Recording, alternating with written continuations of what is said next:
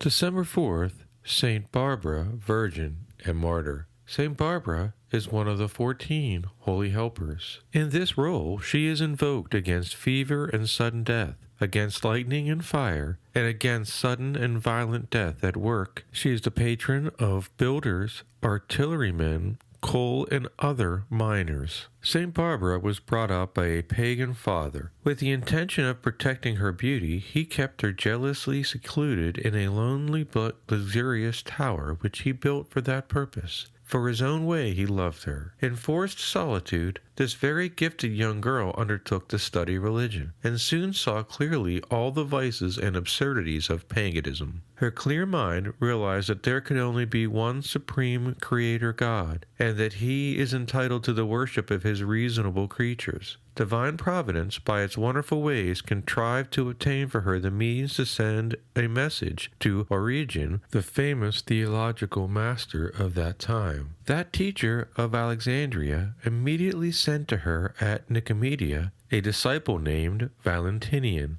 Soon she was baptized, and our Lord appeared to her, as he would appear to others such as Saint Catherine of Alexandria, to tell her he had chosen her to be his spouse. Saint Barbara, rejoicing, hoped to be able to communicate her precious new faith to her father, but would soon discover that hope was in vain. When she was then of age to marry, many requests for her hand had come to her wealthy father. She was his only heiress, and he rejected her expressed wish not to accept any such offer, although she said she wished to remain his consolation for his declining years. When she continued to refuse every suitor's demands, and when her father returned from a journey to find all the idols he had placed in her tower broken in pieces and scattered about, he was furious. Discovering his daughter's conversion, he was beside himself with rage. She escaped, and dwelt for a time in a cavern, where she was concealed by the vegetation growing at the entrance. But finally her father's threats of chastisement, which he made known during his searches for anyone who might be concealing her, caused some local shepherds who knew where she was to reveal her retreat. Her father denounced her to the civil tribunal, and Barbara was horribly tortured twice and finally beheaded. Her own father, merciless to the last, asked to deal her fatal blow himself. God, however, speedily punished her persecutors.